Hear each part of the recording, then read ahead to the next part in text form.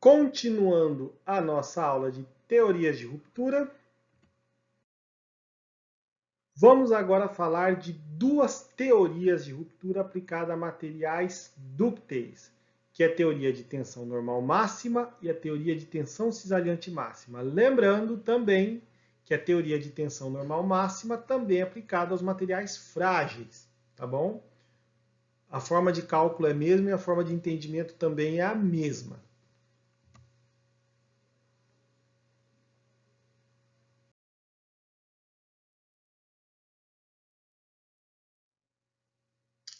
Bom, para a teoria de tensão normal máxima, tá?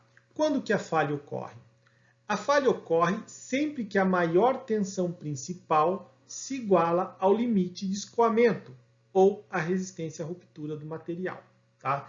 Esse tipo de teoria ele é muito útil quando você está trabalhando com ensaios uniaxiais, que aquela tensão, por ela estar em relação a um eixo único, né? Você pode pegar essa tensão direta, você não tem um outro tipo de tensão que atua nela, ou é tração, ou é tração, né? Ou é compressão do material. Então, aquela tensão que está sendo aplicada direto, que a gente calcula pela força dividido pela área, é a tensão máxima desse material. Então, nesse tipo de situação, o σ1 é igual ao σx, ou seja, a tensão máxima do material é igual à tensão que é aplicada no corpo. Lembrando, quando eu tenho várias tensões que possam estar sendo aplicadas, né, tensões combinadas, eu gero o círculo de Mohr referente aos pontos, né? Então essas tensões aplicadas não são essas tensões normais, né? Não são as tensões principais. Ela é um pouco mais são levemente diferentes em si. No caso da tensão normal máxima, como eu estou trabalhando com ensaios uniaxiais, essa tensão aplicada ela pode ser considerada como a tensão normal ou tensão principal do corpo, tá? Bom, para trabalhar com esse tipo de teoria, né, eu posso dizer que meu corpo vai falhar em cima de dois tipos de tensão. Ou vai ser pela tensão de escoamento ou pela tensão de ruptura. E para determinar o meu coeficiente de segurança, eu tenho que o meu coeficiente de segurança vai ser a tensão de escoamento dividido pela tensão de trabalho no corpo, ou então o meu coeficiente de segurança vai ser o quê? A tensão de resistência à tração dividido também pela tensão de trabalho. Tá? Então, nesse caso aí, se eu estiver trabalhando com material dúctil, por exemplo, e eu tiver que adotar uma tensão, um coeficiente de segurança, com certeza esse aqui vai ser menor do que esse. Porque esse aqui eu estou garantindo que ele não está passando da tensão normal, da tensão de proporcionalidade, não está passando para a zona de escoamento. Né? Se ele chega até ali, até próximo de 1, eu garanto que minha peça não está sofrendo nenhum tipo de trinca interna. Agora, se eu estiver trabalhando com a resistência à tração, a coisa já é diferente. Se eu usar o fator próximo de 1, eu estou fazendo com que a minha tensão eleve até próximo à resistência última do corpo. Ou seja, ele já passou por tensão de escoamento, já está na região de endurecimento e quase indo para a fratura. Né? Ou seja, nesse caso, eu tenho que usar um coeficiente de segurança maior para que eu tenha a possibilidade de que ele não passe da zona de proporcionalidade ou não chegue tão próximo a essa resistência última tração. Tá? Então, por isso que a gente não, se for adotar o coeficiente de segurança baseado na tensão de fratura ou de ruptura, eu tenho que adotar um coeficiente de segurança muito maior, porque a minha intenção é que ela não passe da tensão de escoamento. Por isso que materiais metálicos é muito comum a gente trabalhar com a tensão de escoamento direto e não com a tensão de ruptura. Pode querer usar? Pode. Aí vai ser de você, como engenheiro, garantir a segurança dessa estrutura. Bom, se a gente quiser mostrar um gráfico aí que vai mostrar essa relação entre as tensões últimas, né? Então nós temos aqui a região de tensões de tração, que é o sigma último, né? E aqui as regiões de compressão. Em um material ideal, eu tenho esse tipo de região aqui. O que, que acontece? Se eu colocar qualquer tipo de tensão que caiba dentro desse quadrado, o meu coeficiente de segurança vai ser menor que 1.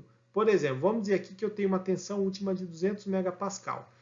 Aqui esse σU pode ser tanto o SY como o SRT, tá? E aqui eu coloco 150. Pô, de 150 para 200, ele ainda está aqui dentro.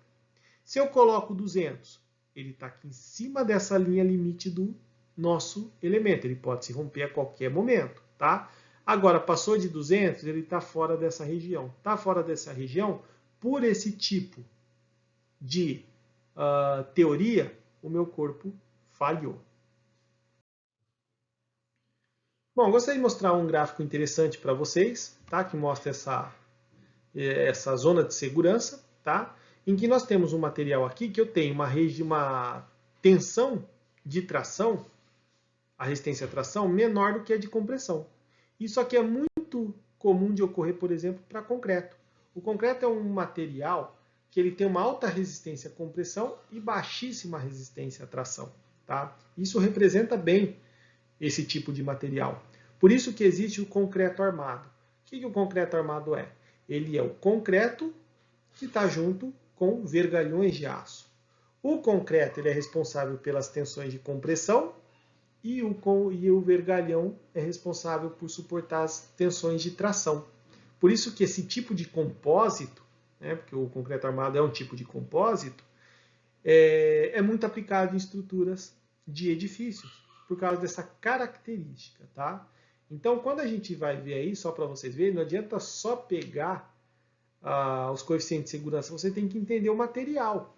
Por exemplo, se eu tivesse uma tensão de 200 megapascal, vamos dizer que a resistência à tração máxima chega a 150. Então, se aqui é 150, ele está 200, em termos de tração, esse material vai romper. Vamos dizer que a resistência à compressão seja de 300. Se aqui eu tenho 200, só que agora em termos de compressão, ele está numa região de segurança. Então, quando a gente vai analisar esse coeficiente de segurança, também tem que analisar o tipo de material, né? Se o tipo de resistência última eu estou falando é a compressão ou se é a tração. Por quê? Porque eu posso ter essa variação do coeficiente de segurança também para essa situação.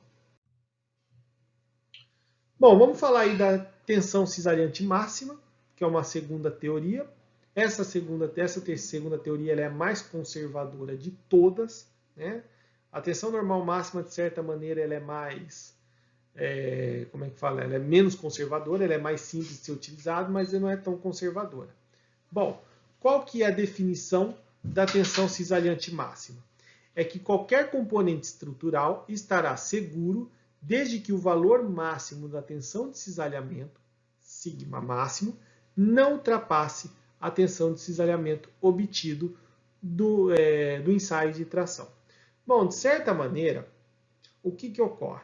Se você pegar o círculo de Mohr, né, e você colocar a tensão dele, por exemplo, de tração, o sigma máximo, que é onde vai estar a envoltória, ele vai começar da origem, porque eu não tenho nenhuma tensão de compressão, e eu vou ter só uma tensão de tração em cima desse ponto máximo. Então, eu tenho entre 0 até a tensão máxima de ruptura desse material, a tensão de tração, eu vou ter essa envoltória do círculo, tá? O que acontece? Desse 0 até esse ponto eu tenho diâmetro, certo? Só que a partir do momento que eu coloco para determinar a tensão cisariante máxima, né, o que ocorre? A tensão cisariante máxima é praticamente o raio dessa envoltória. E o raio o que é? É o diâmetro dividido por 2. Ou seja, numa tensão cisariante, ela vai suportar no máximo, a metade da carga que o material, a tração última, suportaria. Então, por isso que ela, para poder garantir que eu não passe essa tensão cisariante máxima, eu tenho que atuar numa tensão mais conservadora. Naturalmente, esse tipo de teoria se transforma mais conservadora também, tá? Bom, para a gente poder analisar o coeficiente de segurança desse material, a gente tem que ver se as tensões principais, não vou nem trabalhar com a tensão cisalhante, porque quando eu tenho duas tensões que trabalham no corpo, ela vai produzir uma tensão cisalhante naturalmente, né, do que uma tensão única como a normal máxima adquire, tá? eu vou calcular não pelo valor da tensão ciliariante máxima, mas sim pelas tensões máximas principais. Tá? Bom, se essas tensões principais forem de mesmo sentido, ou seja, duas tensões positivas, σ1 positivo, σ2 positivo, ou σ1 negativo, σ2 negativo, para poder calcular o meu coeficiente de segurança, tá? Eu vou usar essa premissa de que a tensão cisariante máxima é a tensão máxima de todas essas duas dividida por 2, tá? Em que essa tensão cisariante máxima, tá?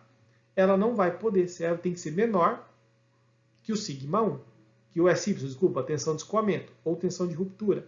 E o σ2 também tem que ficar abaixo da tensão de escoamento. Bom, nesse caso aí, tá? Que ele só é aplicável a materiais dúcteis, a tensão cisariante máxima. E por que não é aplicado a material frágil?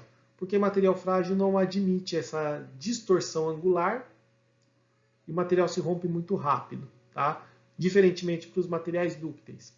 Eu vou pegar o maior valor entre esses dois. Então, quando as tensões principais forem de mesmo sentido, eu vou utilizar a tensão máxima maior entre σ1 e σ2 para poder pré-determinar se esse material vai romper ou não. Se esse σ1 estiver abaixo de SY, o meu coeficiente de segurança está acima de 1. Se a minha tensão de escoamento estiver maior do que a tensão máxima principal, então ele vai ocorrer a fratura. Mas e quando eu tenho tensões principais de sentidos opostos? Então a minha tensão cisariante máxima passa a ser calculada pela diferença entre essas tensões. Sabendo que um é positivo e outro é negativo, né? Então, por exemplo, vamos dizer aqui que eu tenho 10 megapascal e aqui eu tenho obtido 2 megapascal negativo.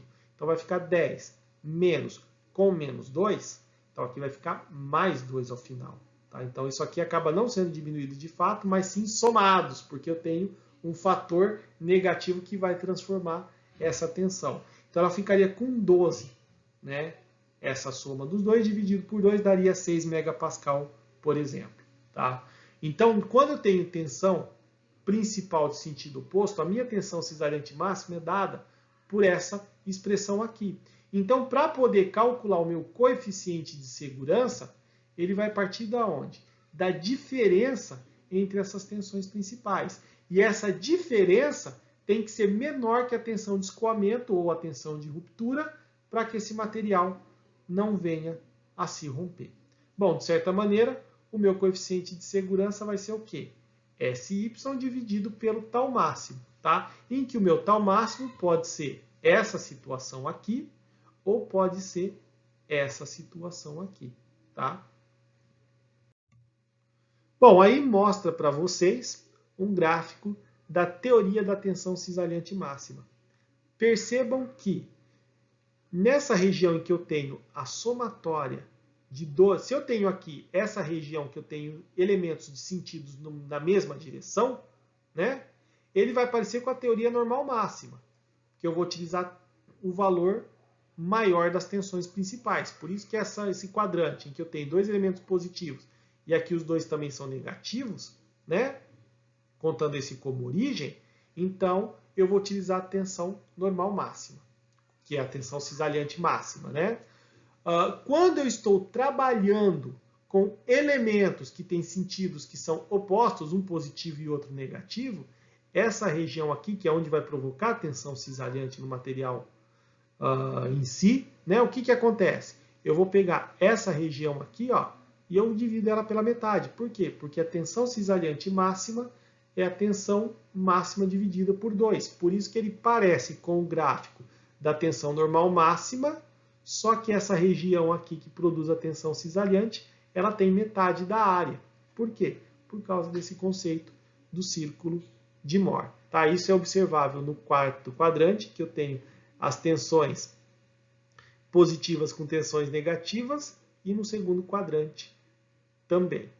Bom, vale salientar que se a minha tensão, na hora que eu fizer a tensão combinada, ficar dentro dessa região, ela é positiva. Se ela ficar para fora, ela se transforma em negativo.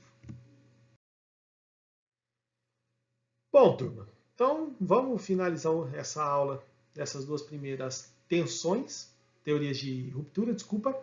Na próxima aula, a gente vai falar sobre a teoria da energia de distorção, como última teoria aplicada aos materiais dúcteis, e vou falar também da teoria de Coulomb-Moore.